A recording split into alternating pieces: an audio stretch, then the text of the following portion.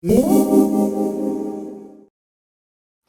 everyone, I have another favorites episode for you today, and I'm going to start with my nail polish, and that's because, as you can see, I have a French manicure on. My best friend and I have been testing white polishes to see which is the best for French manicures, and so far we like Orly and OPI best. I have a couple different high-end white nail polishes as well, but these seem to be doing the best, and I do have a chip here from cooking last night. But I actually think that's due to my top coat that I chose to use, which is the Chanel Extreme Shine Nail Lacquer. And as much as I love my Chanel nail polishes, I think this one is a slightly weaker top coat, even though it does provide a really nice finish. No streaking or shrinking or any other problems with oxidation, but between these two white polishes, Alpine Snow by OPI is a much more stark white. The Orly French tip, and this is just called white tips, is actually a slightly warmer white. But it really just depends on what you guys are looking for. I have heard Essie Marshmallow is also really good. So once we figure out what we really love, then we'll put a whole manicure post together. And for my toes, I've been loving Essie's Turquoise and Cakis. This is probably my favorite Essie nail polish of all time. It applies really well, it lasts so long on the toes. I adore this color and I highly recommend this. It flatters most skin tones as well. Now for the lip products. As you guys know by now, I always list whatever colored contact lenses. I'm not wearing any today, just my clear prescription. But I always list what nail polishes I'm wearing and whatever lipstick and makeup I'm wearing down in the post below, which is always linked in the description box. So if you have any questions as to what I'm wearing, it's always linked down below, okay? So today I'm actually going to talk about the lipstick that I'm wearing. This is Tom Ford's Flamingo. And most of you guys know by now I absolutely adore Tom Ford makeup, but his lipsticks are my favorite product. And I had been looking for a bright pink for a long time. Nothing too warm, nothing too cool. And I just love the color pink it is. It's very bright, obviously. It leans slightly red, but it's still very wearable. And in person, it probably runs a little bit more pink. Now for a couple more natural lip colors that I've really been enjoying. This is the Dior Addict Extreme, and this one is a Sephora exclusive. So I purchased it online. It's number 336, and I believe it's called Saint Tropez. And I adore this color. It is the perfect coral. It leans ever slightly pink. It actually reads more pink on my lips than in the swatch, which you can see here. That's actually a pretty good representation of the color. You can build it up, but it does look a little patchy and it will glide on unevenly. It's not overly moisturizing. I love Dior lipsticks, but they're not my favorite because they feel more waxy as opposed to truly moisturizing and creamy. But overall, Saint Tropez has been a color that I've been looking for from Dior for ages now, so I do love this and I do highly recommend it. I do think it's worth the money and I love the new lacquered case. I actually have been wearing it topped with a gloss, but I'm going to show you the other lipstick, the other coral lipstick that I've been using a lot of. This is the Rouge Automatique by Guerlain in number 140. It's called Mitsuko, I believe it's pronounced. And this is a much frostier coral color. There it is right here. But I do love both of these lipsticks. This one is by far frostier, so if you have problems with shimmer, particles, or you have very dry lips, I don't recommend this. But I've been wearing both of those lipsticks topped with my Giorgio Armani Beige 103 lip gloss.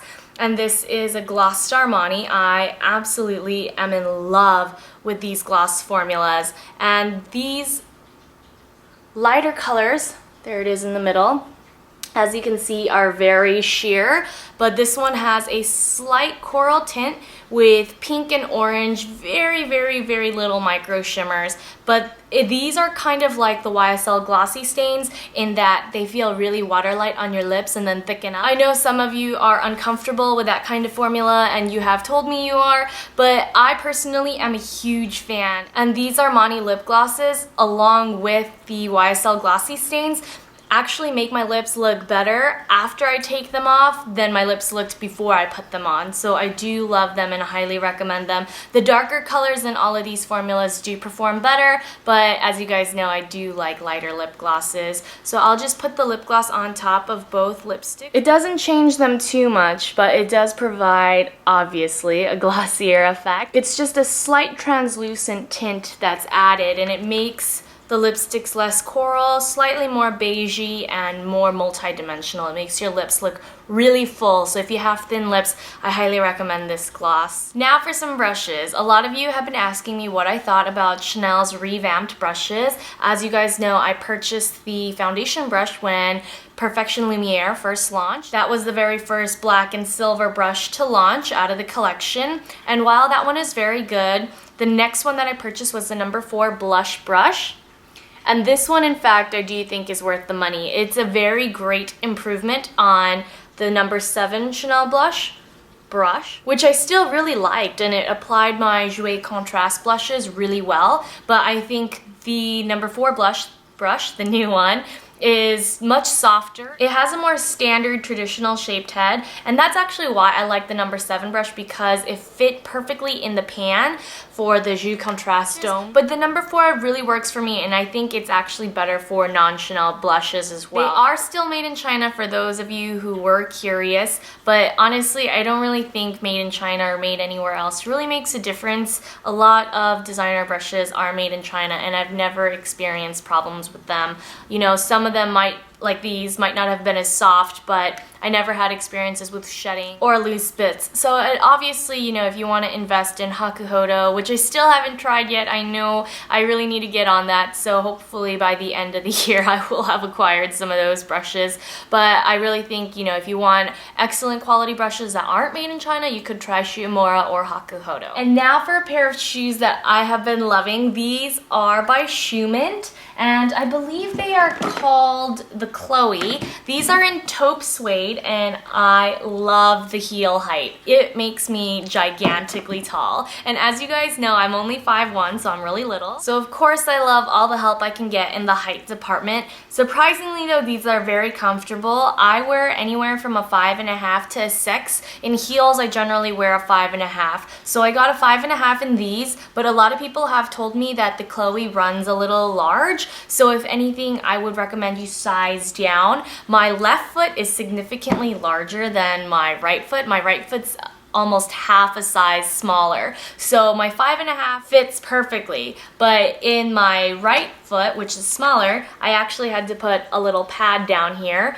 And I got these from Neiman Marcus. They just give them away to you when you buy shoes there. And I highly recommend, you can also find them at DSW, Baker's, and I think Dr. Scholl's makes them, and you can find Dr. Scholl's at any drugstore. They're awesome. I just put this one in because I got it for free, and it does make the shoe fit a lot better. I'm actually not a huge fan of the ankle strap. If you're small like me and I have thicker athletic calves from running, these sort of straps, even though they are thinner, they do tend to cut off your legs and make them look shorter and even thicker. So I generally wear shoes like these with pants, and surprisingly they're very lightweight, which makes them very comfortable, obviously. And oh, and for those of you who don't know, Shoemint is by Rachel Bilson and Steve Madden. It's a collaborative effort, and I love Rachel Bilson. She's definitely one of my style icons, and Steve Madden makes great shoes. So obviously they would put together a great line. Shoemint isn't cheap though. You can sign up down below.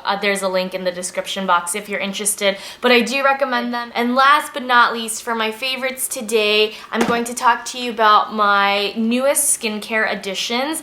These are the 2 toners that I've been using, and I've been using completely new skincare in the last several months. I've been trying to switch it up. I still have to review Visionaire with my best friend for you guys. I'm sorry we haven't been able to get on that. She's just really busy. I have been loving the Super Brightening Activator, and it's unique in the fact that it's an exfoliating toner. I bought this for $20 from Sephora when they were having a sale. They're no longer going to carry this line, but thankfully Super isn't being cut by Perricone. Sephora's just no longer carrying it because it didn't sell as well as they had anticipated, I suppose.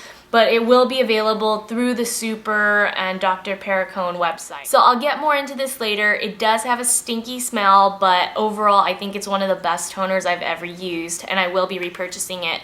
Next, I jumped on the SK-II bandwagon and I bought the Facial Treatment Clear Lotion. This is also a toner, and I use this one in the morning and this one at night. But skincare for me isn't about how much it costs, but if it actually affects my skin positively in any way. I'm not going to drop a lot of money on products that don't actually improve my skin. But I've been using these toners for 2 months or so now, and I truly believe that they have impacted my skin in a positive way. And I know a lot of you feel that toners don't do anything for your skin, but I really believe in toners, and I highly recommend that you guys check either of these out. But of course, I know a lot of you have been waiting for another skincare update. I just wanted to make sure everything that I was using is positively good and something that I would recommend to you guys. Obviously, everyone's skin is different and everyone's skin will react differently to products. Just because you and I use the same skincare doesn't mean our skin will look the same or react the same way. But I post those skincare videos so that it can give you some insight as to what I'm using or what is new in the skincare industry. So I hope you will find that helpful. I'll try to have that posted in the next 2 weeks. But thanks so much for tuning in, and I hope you guys found something helpful in this video. See you soon.